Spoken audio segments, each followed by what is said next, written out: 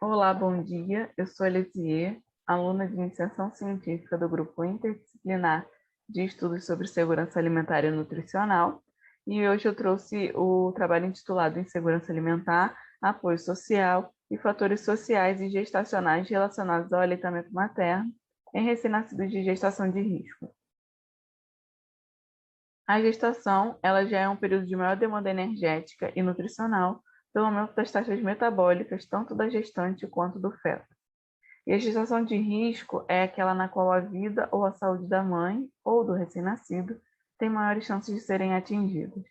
Além disso, o fator de risco pode ocorrer antes ou durante a gestação. E as gestantes, elas já formam um grupo de risco porque elas são mais propensas a adquirir determinadas doenças e por isso a preocupação quanto à exposição à insegurança alimentar. A insegurança alimentar é caracterizada pela falta do acesso a uma alimentação saudável, de qualidade e em quantidade suficiente.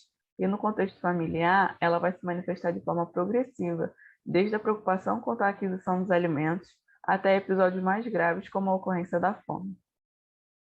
Nós temos também a Lei Orgânica de Segurança Alimentar e Nutricional, a LOSAN, que ela visa garantir a alimentação como um direito de todos, sem que comprometa o acesso a outras necessidades básicas. Em relação a isso, nós temos como um dos objetivos de desenvolvimento sustentável da Agenda 2030, o objetivo número 2, que fala exatamente sobre isso, que um dos desafios é acabar com a fome e alcançar a segurança alimentar no mundo. Porém, um dos dados mais recentes de insegurança alimentar hoje, são dados da pesquisa de orçamento familiar de 2018, realizada pelo IBGE, apontou que 36,7% dos domicílios estavam com algum grau de insegurança alimentar. No Brasil, a insegurança alimentar ela é avaliada pela Escala Brasileira de Insegurança Alimentar, a EBIA, onde podemos classificar insegurança alimentar, insegurança leve, insegurança moderada e insegurança grave. Em relação ao apoio social, ele é definido como uma rede de laços sociais capaz de conferir suporte material, afetivo, emocional e estímulo para engajar em atividades prazerosas, e ele tem sido estudado como fator de consequências desfavoráveis à gestação. E quando a gente associa exatamente o apoio social à gestação, as gestantes elas já são consideradas mais vulneráveis sob o ponto de vista social, e isso pode interferir diretamente na sua qualidade de vida. E quando a gente faz essa associação à gestação de risco, que já é uma situação que envolve maior preocupação, já que a gestante tem que lidar com os sinais e sintomas de alguma doença, além da preocupação de como vai ser a saúde do seu filho após o nascimento, e essas preocupações elas podem ser potencializadas pela falta do apoio social. Além disso, ele vai ser classificado em 5 dimensões, além do apoio total percebido. Podemos classificar em dimensões de interação social, de informação, emocional, afetiva e material. Então, nosso objetivo foi investigar a associação entre a insegurança alimentar, o apoio social, os fatores relacionados à gestação e à saúde do recém-nascido, com a ocorrência ou não de aleitamento materno ao nascimento.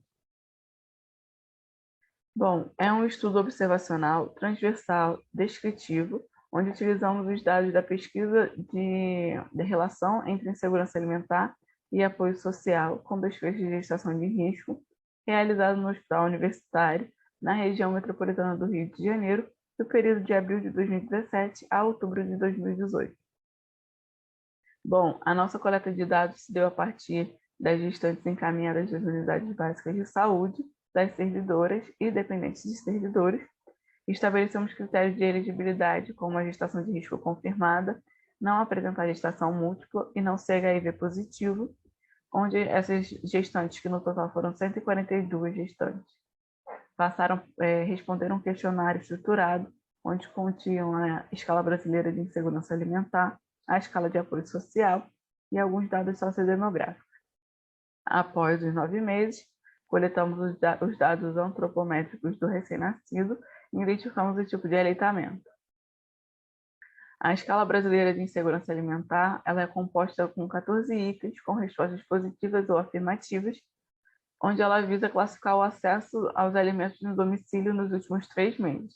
Aqui eu trouxe um pedacinho da EBIA para ilustrar, né, como são feitas as perguntas. Então, nós podemos perceber que a primeira pergunta está direcionada à aquisição e, ao longo, ela vai se direcionando a episódios mais graves, como a fome. E aí, após isso, nós poderemos classificar a EBIA, né, de acordo com domicílios que possuem menores de 18 anos ou domicílios que não possuem menores de 18 anos. Em relação ao apoio social, o instrumento utilizado para a mensuração é a versão brasileira proposta por Shore e colaboradores da escala de apoio social do estudo Pró-Saúde, onde ela contém 19 perguntas, e aqui, diferente da EBIA, né, as respostas vão variar de nunca até sempre. E como eu havia falado, nós temos grupos de perguntas para cada para cada dimensão do apoio, né, onde vamos poder ter uma melhor classificação. Em relação ao aleitamento materno, foram coletados dados antropométricos e do tipo de aleitamento através de consulta ao prontuário hospitalar, onde vamos poder classificar os recém-nascidos que tiveram aleitamento e os que não tiveram aleitamento. As análises de dados elas foram feitas no Programa Estatístico Stata 13, onde estabelecemos médias, desvios padrões, percentuais e intervalos de confiança de 95% para as variáveis. Bom, em relação aos resultados, 57,1% das gestantes estavam em situação de insegurança alimentar. A média do apoio social foi de 77,1%, onde os maiores scores foram para a dimensão afetiva, de 89,8%, e o menor score para a dimensão emocional, de 71,9%.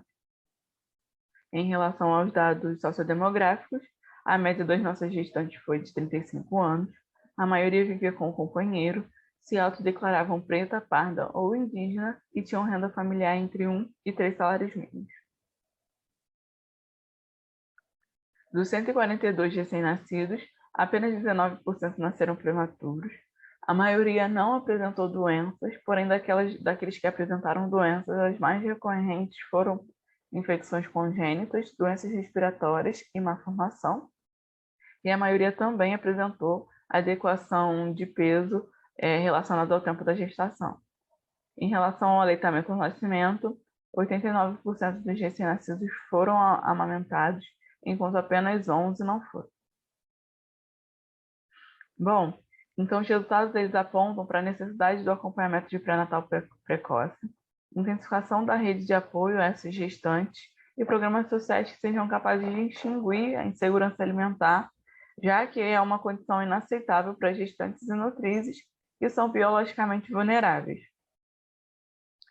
Aqui estão nossas referências e muito obrigada. Eu gostaria principalmente de agradecer ao GISAM e às orientadoras por todo o apoio nessa jornada.